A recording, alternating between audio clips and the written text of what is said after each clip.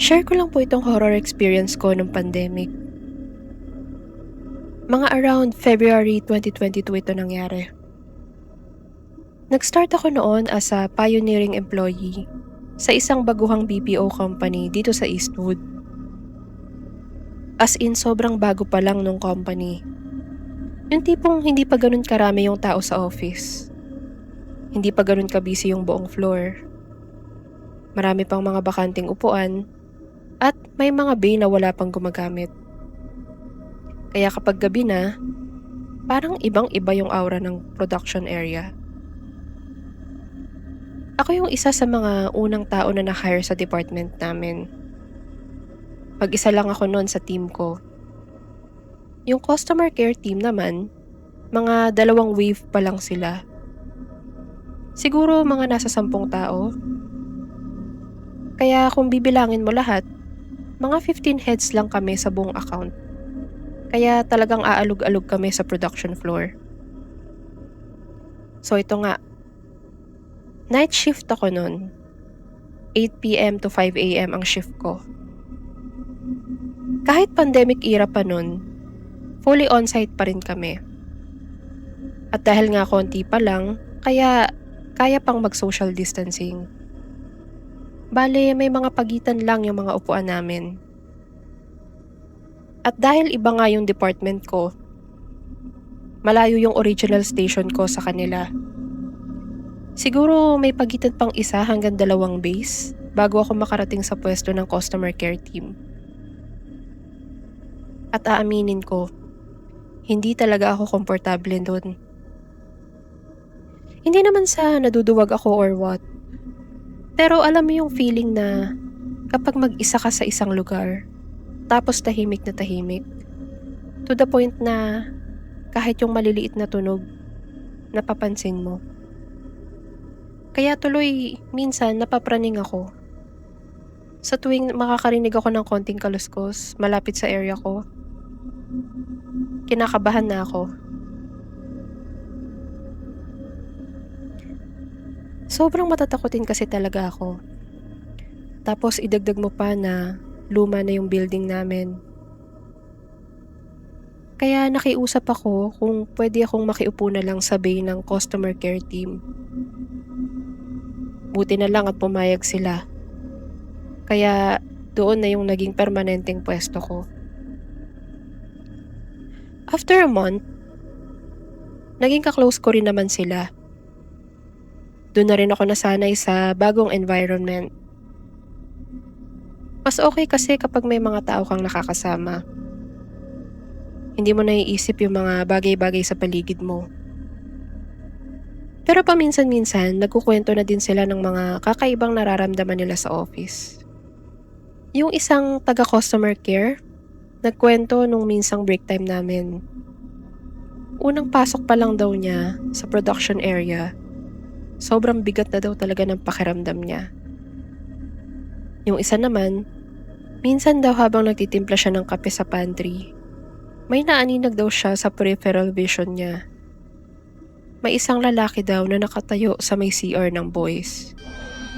Pero nung nilingon niya, wala naman daw tao. Doon ko rin nakilala yung naging Yossi body ko.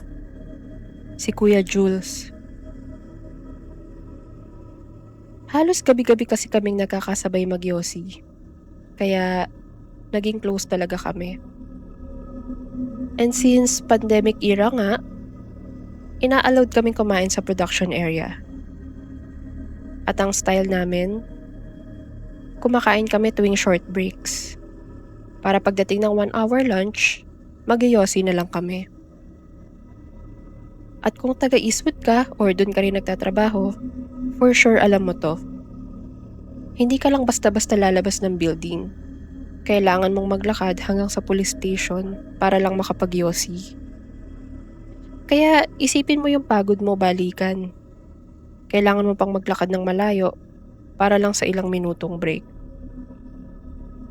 Pero okay lang naman sa amin yun. Kasi yun ang naging bonding namin. Yung mga kwentuhan habang naglalakad, mga reklamo sa work, and anything na mga random na usapan. Hanggang sa naranasan nga namin itong nakakakilabot na gabi na hindi namin makakalimutan. Isang gabi na nag-shift kami. Mga 8 lang kami sa production area nun. Absent kasi yung iba naming ka-work. Tahimik. Sobrang tahimik. Pero hindi yung normal na katahimikan lang na nakaka-relax. Ito yung katahimikan na sobrang creepy ng vibe. Paano ba naman? Dim yung ibang ilaw. Puting-puti pa yung kisame. Tapos sobrang lamig pa ng aircon. At dahil nga mas konti kami ngayon, kaya parang ang laki-laki tignan ng buong production area. Mas napapansin mo yung mga bakanting upuan at madidilim na sulok ng floor. Alam mo yung pakiramdam na nasa isang malaking lugar ka, pero kahit may mga kasama ka, parang mag-isa ka pa rin. Parang may mga parte sa lugar na hindi mo gustong titigan ng matagal. Kasi baka mamaya may lumabas na kung ano. Ganon na ganon yung vibe ng gabi na yun. Sumapit yung oras ng lunch break namin. So lumabas kami. Ako, yung Yossi body ko at 2 pa naming tropa. Bali 4 kami lumabas. May 4 naman na naiwan sa production. Pero lahat sila naka-break din. Yung iba nasa locker room. And yung isa naman natulog lang sa station niya. So technically, wala dapat tao sa mga PC. Take note, yung station ko ay nasa tapat mismo ng CR ng boys. Yung tropa naming natulog, bigla daw nagising. Ang sabi niya, naihi daw siya. Itong tropa ko na to, matangkad na tao to. Around 5'11" yung height niya. Kaya pag tumayo siya, bird's eye view niya yung buong production area. Ibig sabihin, matatanaw niya halos lahat ng stations. So ayun, tumayo siya kahit medyo inaantok pa. Naglalakad na sana siya papuntang CR.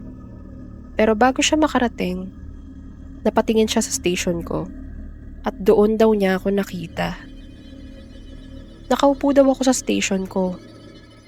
Ang sabi niya, nakatungo daw ako. Sobrang lapit daw ng mukha ko sa monitor na parang halos didikit na. Yung una, akala niya nagpo-focus lang daw ako.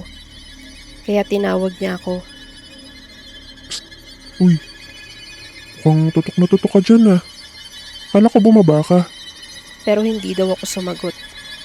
Kaya tinawag niya ako ulit. Uy, Pero wala pa ring sagot. Hanggang sa dahan-dahan daw akong lumingon. Yung paglingon ko daw, parang slow motion. Parang hindi natural yung galaw. Parang may mali. At nung tuluyan daw akong humarap sa kanya, ngumiti daw ako. Pero hindi yung normal na ngiti. Hindi yung ngiting parang nakikipagbiruan lang. Kundi isang sobrang lapad ng ngiti. Yung ngiti na parang halos mapupunit na yung labi mo. Pati yung mga mata ko daw, parang nanlalaki. As in sobrang nakakatakot daw talaga. Doon na siya napatakbo. Hindi na niya itinuloy yung pagsi-CR. Kumari pa siya papuntang locker room. Nung nakabalik kami sa production, doon niya lang sinabi sa akin. Doon niya lang kinuwento sa akin lahat ng nakita niya. Malaking tao ito ha. Yung tipong hindi mo aakalain na basta-basta lang matatakot. Pero nung kinuwento niya sa akin to, sobrang nanginginig siya. Ang sabi niya sa akin, alam daw niya na hindi ako yun. Dahil unang-una, lumabas nga ako. At pangalawa, alam niya kung ano ang itsura ko. Alam niya kung paano ko umupo at alam din niya kung paano ko gumalaw. Pero yung nakita niya, parang ako, pero hindi ako. Kinabukasan, nagpalipat agad ako ng upuan. This time, dikit na ako sa kanila. Binabuksan ko na rin lahat ng ilaw sa production, pati yung mga parte na walang tao. Kahit nakakahiya, pero mas okay na yun kaysa naman makakita na naman kami ng kung ano. After nun, wala naman na akong ibang na-encounter. Pero may nakapagkwento sa akin na meron daw silang ibang nakita. Isang batang tumatakbo. Madalas daw nilang makita ito malapit sa blinds. Tapos minsan, maririnig nila yung tunog ng metal string na parang may humihila hanggang sa biglang tatama sa bintana. Hindi nila alam kung saan nanggagaling, pero lagi raw yung nangyayari sa parehong area. Yun na yung huling naikwento sa akin. Kasi pagkatapos nun, nag-resign na rin ako sa company na yun. Pero hanggang ngayon, sa tuwing maaalala ko yung kwento ng tropa ko, may isang tanong pa rin akong iniisip. Anong klaseng nila lang kaya yung nakita niya? At bakit niya ginaya yung itsura ko?